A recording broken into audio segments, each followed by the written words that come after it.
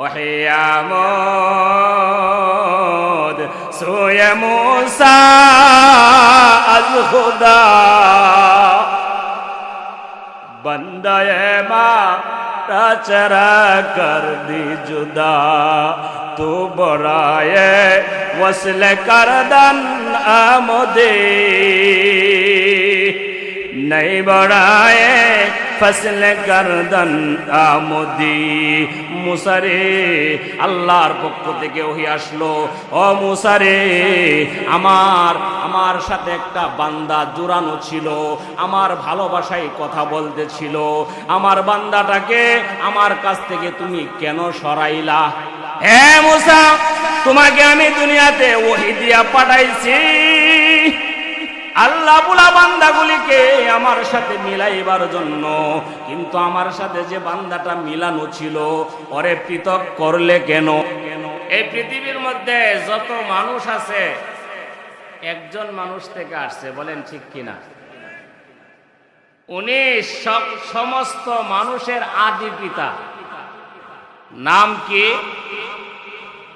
আদম আলাইহিস সালাতু সালাম। উনি প্রথম মানুষ, প্রথম নবী। আল্লাহ নিজে উস্তাদ, আদম হইলেন ছাত্র। কে উস্তাদ? আদম আলাইহিস সালাতু সালামকে আল্লাহ শ্রেষ্ঠত্ব দেওয়ার জন্য, মানুষকে শ্রেষ্ঠ সাব্যস্ত করার জন্য আল্লাহ রাব্বুল আলামিন আদমকে আলেম বানাইছেন। আদম আলাইহিস সালাম অনেক কিছুর নাম জানতো না। পৃথিবীতে যত জিনিস আছে সমস্ত জিনিসের নাম আদমকে শিখাইছেন কে? পৃথিবীতে যত জিনিস আছে, অনেক বিশাল বিশাল জিনিস আছে। একটা উদাহরণ দিলে আপনারা বুঝবেন কত বড় জিনিস আছে। হযরত মুসা আলাইহিস সালাম তো আল্লাহর সাথে কথা বলতেন। একদিন উনি প্রশ্ন করলেন, হে আল্লাহ, আসমান বানাইছেন আপনি, জমিন বানাইছেন আপনি, এত বিশাল, 7 আকাশ 7 জমিন, আপনি তাদেরকে যা আদেশ করেন তাই পালন করে নাকি করে না? আকাশকে যদি আল্লাহ বলে আজকে বৃষ্টি দাও, আকাশে বৃষ্টি দিতে বাধ্য।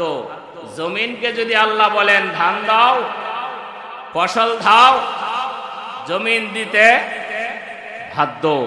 আসমান কার কথা শুনে? জোরে বলেন। পাহাড় কার কথা শুনে? চন্দ্র সূর্য সবকিছু কার কথা শুনে? হযরতে মুসা আলাইহিস সালাম বললেন, আল্লাহ, আসমান যদি আপনার কথা না শুনতো, জমিন যদি আপনার কথা না শুনতো, যেমন মানুষও আল্লাহ বানাইছেন, অনেক মানুষ আছে আল্লাহর কথা মানে বহুত মানুষ আছে। না মান্যওয়ালাদের সংখ্যা বেশি না কম? মান্যওয়ালাদের চেয়ে না মান্যওয়ালাদের সংখ্যা বেশি। কিন্তু আসমান কখনো আল্লাহর আদেশ অমান্য করে না, জমিন কখনো আল্লাহর আদেশ অমান্য করে না, চন্দ্র সূর্য কখনো আল্লাহর আদেশ অমান্য করে না। হযরতে মুসা আলাইহিস সালাম কথা বলতে বলতে আল্লাহকে প্রশ্ন করলেন, হে আল্লাহ,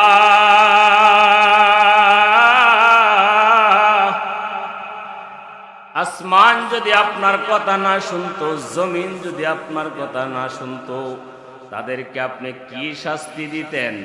আল্লাহ বললেন, মুসা রে, আমি এমন একটা প্রাণী বানায় রাখছি, আসমান যদি কথা না শুনতো, জমিন যদি কথা না শুনতো, ওই প্রাণীটাকে আমি আদেশ করতাম আসমান জমিনকে এক ডুবে গিলে ফেলতো। সুবহানাল্লাহ বলবেন না? আসমান খেয়ে ফেলতো, জমিনকেও খেয়ে ফেলতো। মুসা আলাইহিস সালাম বলেন, আল্লাহ, এত বড় প্রাণী, যে প্রাণীটা আসমানকে এক ডুবে খাওয়ার ক্ষমতা আছে, সেই প্রাণীটা কি আকাশ জমিনের চেয়ে বড় না ছোট? আল্লাহ, এই প্রাণীটাকে আপনি রাখছেন কোথায়? এত বড় প্রাণীকে আপনি রাখছেন কোথায়? আল্লাহ রাব্বুল আলামিন বললেন, মুসা, এই প্রাণীটাকে আমি আমার অনেক মাঠ আছে, অনেক মাঠের থেকে একটা মাঠের মধ্যে রাখছি। তাহলে বোঝা গেল মাঠটা প্রাণীর চেয়ে বড় না ছোট? আসমানের চেয়ে বড় না ছোট? আল্লাহ রাব্বুল আলামিন এই জবাব দেওয়ার পরে মুসা আলাইহিস সালাম বললেন, আল্লাহ এই মাঠগুলি কোথায় আছে, কোন জায়গায় রাখছেন? আল্লাহ বললেন, মুসা রে বেশি কথা বলবে না, আমি আল্লাহ জানি আর কেউ জানে না। বলেন ঠিক কিনা? কে জানে? পৃথিবীর যত জিনিস আছে, প্রাণী আছে, যা কিছু আছে, সব কিছুর নাম আল্লাহ রাব্বুল আলামিন আদম আলাইহিস সালামকে প্রথম শিখাইছেন। আল্লাহ নিজে হইলেন উস্তাদ, আদম হইল ছাত্র। সবকিছু শিখানোর পরে পৃথিবীর সমস্ত জিনিসকে একটা মাঠের মধ্যে আল্লাহ জমা করছেন, পিপিলিকার আকারে। হাতিটাকেও আল্লাহ পিপিলিকার মতো বানাইছেন, আসমানটাকেও আল্লাহ পিপিলিকার মতো ছোট বানাইয়া একটা মাঠের মধ্যে সামনে আইনা রাখছেন। বলেন সুবহানাল্লাহ। এগুলি সবকিছুর নাম কে জানে? আল্লাহও জানে, আল্লাহ আদমকেও শিখাইলেন। এখন পরীক্ষা নিবেন, ফেরেশতাদেরকেও ডাকলেন, এই মাঠের মধ্যে যা দেখতেছো পিপিলিকার মতো পৃথিবীর সমস্ত মাখলুকের নাম তোমরা আমাকে শোনাও। ফেরেশতারা বলছে, কি আল্লাহ আমরা তো জানি না। আল্লাহ রাব্বুল আলামিন আদম আলাইহিস সালামকে বলেন, তুমি বলো। আদম আলাইহিস সালাম প্রত্যেকটা জিনিসের নাম বলে দিলেন। সুবহানাল্লাহ, আরো আসতে বলেন। সব জিনিসের নাম বলে দেওয়ার ক্ষমতাটা আদমকে কে দিলেন? আল্লাহ কত বড়। হযরতে আদম আলাইহিস সালামকে আল্লাহ রাব্বুল আলামিন এই